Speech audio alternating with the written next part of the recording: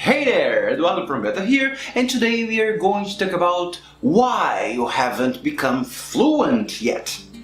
Galera, não esquece que se você tiver com dificuldade de acompanhar o que eu estou falando em inglês aqui, você pode ligar a legenda no YouTube ou ir em nosso site betaenglish.com.br/blog. Você vai encontrar esse post aqui também disponível em formato de vídeo, com a transcrição de tudo que eu estiver falando em inglês e a tradução do lado, para você dar uma praticada, beleza? Então já chega dando o like nesse vídeo. So, to be perfectly honest with you, there are probably multiple reasons why you haven't become fluent yet. But today we are going to talk about very important aspects that keep people from achieving fluency, aspects that involve misconceptions about fluency. And right off the bat, let me get this out of the way. Fluency is overrated. It's overrated in terms of its difficulty, and it's overrated in terms of its importance. That means that achieving fluency is not as hard as many people think, and it's not as necessary as many people think. Instead of striving for fluency in most of the situations, it's much better to strive for being conversational. And I will explain further in this video the differences between being fluent and being conversational, but now let me dive deeper into what fluency is and what people think fluency is. Many people think that in order to be fluent, you must have an impeccable English, make very few mistakes, you must have mastery over grammar, you must sound like a native, and you must understand everything that is spoken. Actually, none of these things are required to achieve fluency. Fluency is just being able to have a fluid conversation at a normal pace. If you're fluent, it means that you don't have that delay between what you think and what you say, and between what you listen and what you understand. That's it. That's what being fluent means. And a very recurring reason that keeps people from achieving fluency is that people study to become fluent. Yeah, you've heard it right. Study doesn't lead you to fluency. Practice does. Of course, you can study practicing, but I want to set them both apart. This is one of the biggest differences between a knowledge and a skill. In order to learn a knowledge, you must study. In order to learn a skill, you must practice. And English, and actually every language, is a skill. Being able to communicate in a different language is a skill. In education, it's regarded as knowledge, and that's why we study, we read so much. There's a saying that I really like that illustrates well the difference between a skill and a knowledge.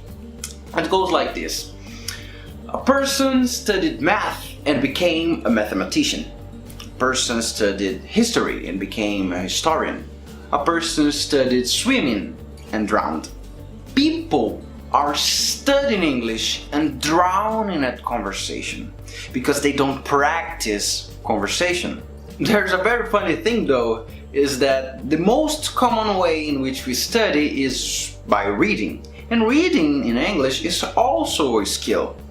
And it's a skill that is well practiced in your English classes during school and in standard English courses. So it's very uncommon to see students complaining about their current reading level.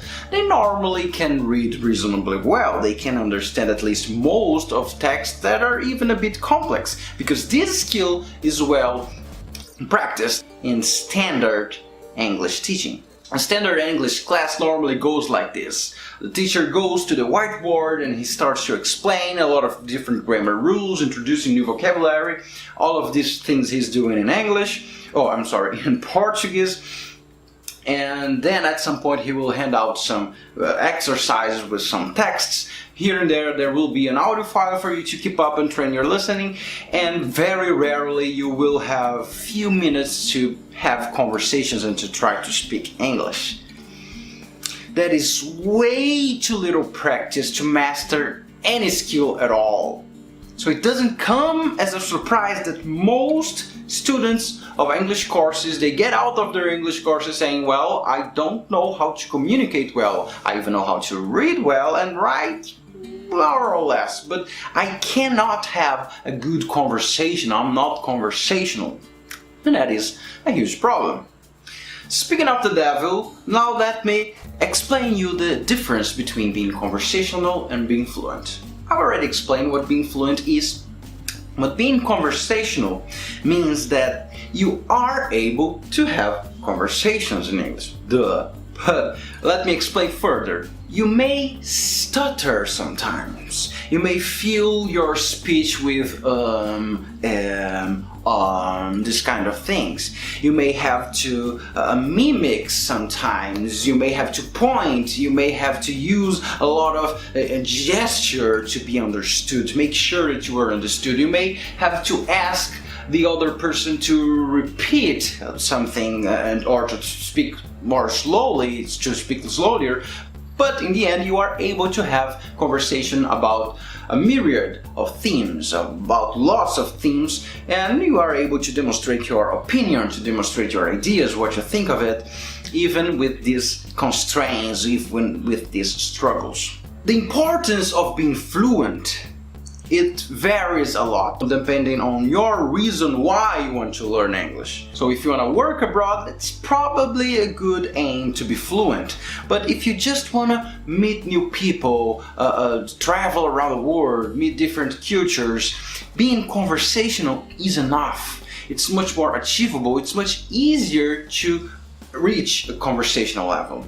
In terms of the 4 stages of learning, which is a video that I've already posted, being fluent is the 4th stage, because you are able to perform this skill naturally without having to think too much about these things, which is more or less the definition of fluency, as I've told you. Being conversational means that you would be around the gray area that is between the 2nd and the 3rd stage and up to the 3rd stage of learning itself. So just to sum all up, always have in mind that learning a language is a skill. It requires practice. And I will leave you with this question. How many times have you practiced your speaking? How many times you've spoken and tried to have a conversation in English? How many times have you done that? This is something so basic, so obvious in a way, but more often than not, people don't realize this. People don't realize that you only get good at speaking English when you speak English. You only get good at something when you do it, when you practice. And that is the essence of learning a new skill. See you in the next video.